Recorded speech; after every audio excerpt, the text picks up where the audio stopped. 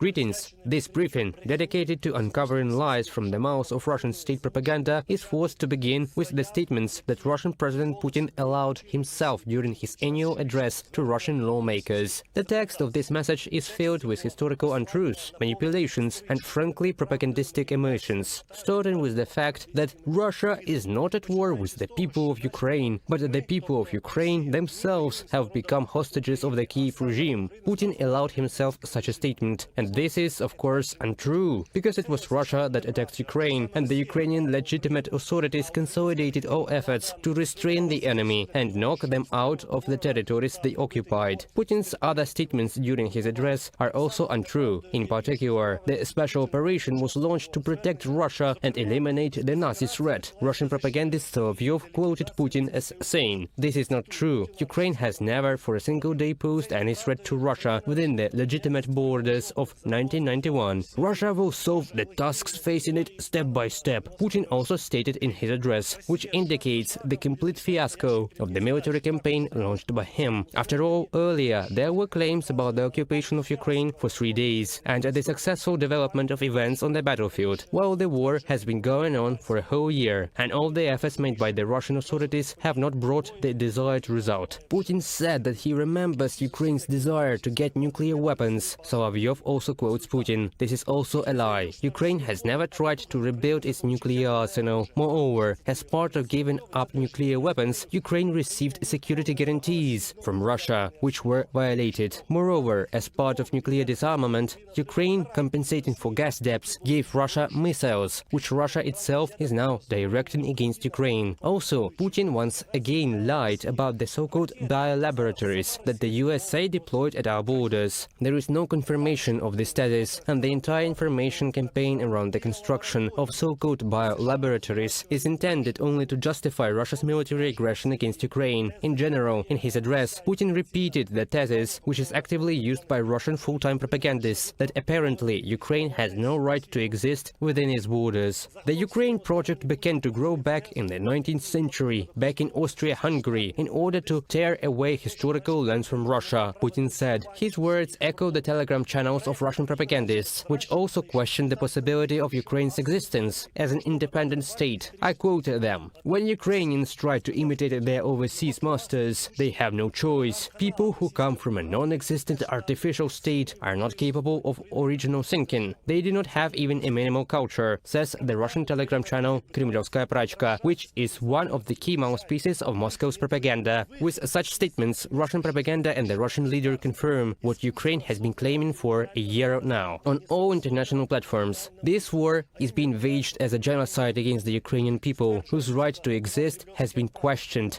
at the highest Russian political level. Well, speaking of how Russian propaganda has spread its sails in recent days, we can mention now, for example, how they once again falsely twisted one of the decisions of the Ukrainian authorities to assign the 10th Mountain Assault Brigade the name Edelweiss. They tried to compare this name with the name of one of the divisions of the German army during the World War II, and this is a manipulation, because the corresponding military units with the name Edelweiss existed even before the First World War in the ranks of the Austro-Hungarian army. In Russia itself, units of the Russian Guard had the name Edelweiss. That is, these parallels drawn by Russian propagandists are simply lies, in order to accuse Ukraine of what Russia itself is doing. Russia is committing genocide against Ukraine and using fascist tactics in both the information and military spheres. The efforts of Russian propaganda to look for signs of, think about it, Satanism in the actions of the Ukrainian military is also ridiculous. An entire story published by Russian propaganda resources, particularly Maxim Grigoriev, Satanism in the armed forces of Ukraine. What evidence of Satanism is found in the liberated territories? What is the connection between the fascination with Satanism and neo-paganism in Ukraine? Are they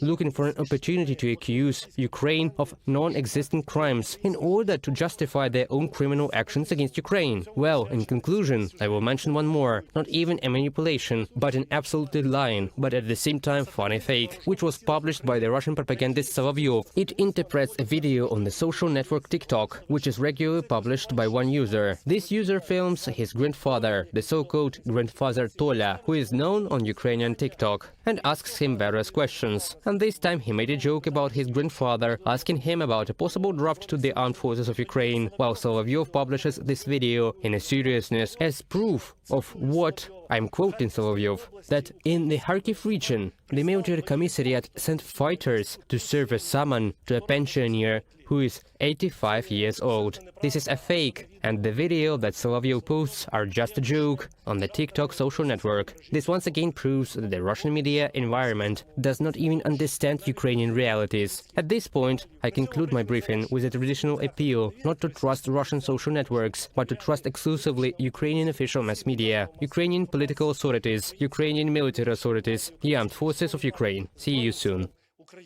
Losing is unpleasant, especially when huge losses on the battlefield are caused by a country that was considered weaker. Moscow found itself in such a situation. Ukraine, with the support of Western allies, successfully resists for a year already. This ruined Putin's plans for an easy victory. Therefore, all that remains for Russia now is to once again scare the West with nuclear weapons in the hope of reducing the volume of support for Kyiv. According to experts, such action are purely political in nature. Russia is trying to create a very favorable factor for itself before the anniversary of the full-scale invasion of Ukraine, in order to somehow demonstrate that this was not a completely programmatic campaign, and they are still fighting for such a tough confrontation with the West and can supposedly achieve some success. While these successes are not present, they sell a certain process. They create the illusion that in fact the Russian Federation can impose and dictate some kind of will, including through such nuclear instruments. It's just that the threats don't work anymore. If in the first months of a full-scale invasion Putin's nuclear bravado did cause concern in the West, now even the most cautious of Western politicians are saying outright that they do not believe Moscow's threats. Putin did not expect Europe to be so united. He never thought the transatlantic partnership would work so well, but he also never thought that there would be so much support for Ukraine from other countries in the world, and he never thought that even at the G20 summit he would have a very direct message about this war and Russian aggression, and nuclear weapons cannot be used in this war.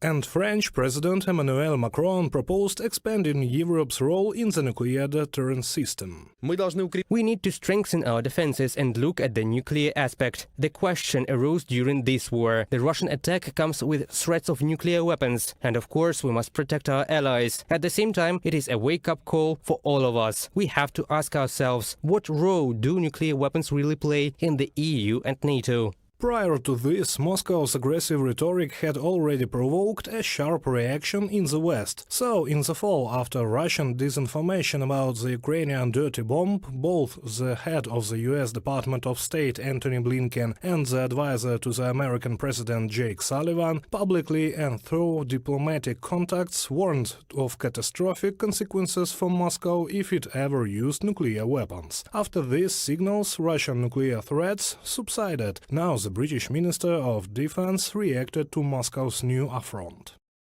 This is a signal. We must all wake up. For a year now, these threats have been made, so we need to remember that NATO must have elements of deterrence. We need to show that if such a need arises, we will not tolerate any threat that comes from Russia regarding the use of nuclear weapons. The theme of nuclear deterrence was the focus of attention at the Munich Security Conference, which ended the day before. According to the Japanese edition of NHK, the G7 countries will also be discussing this topic at the summit in May. The meeting will take place in Hiroshima, most likely, as in the previous time, President of Ukraine Volodymyr Zelensky will also be invited to it.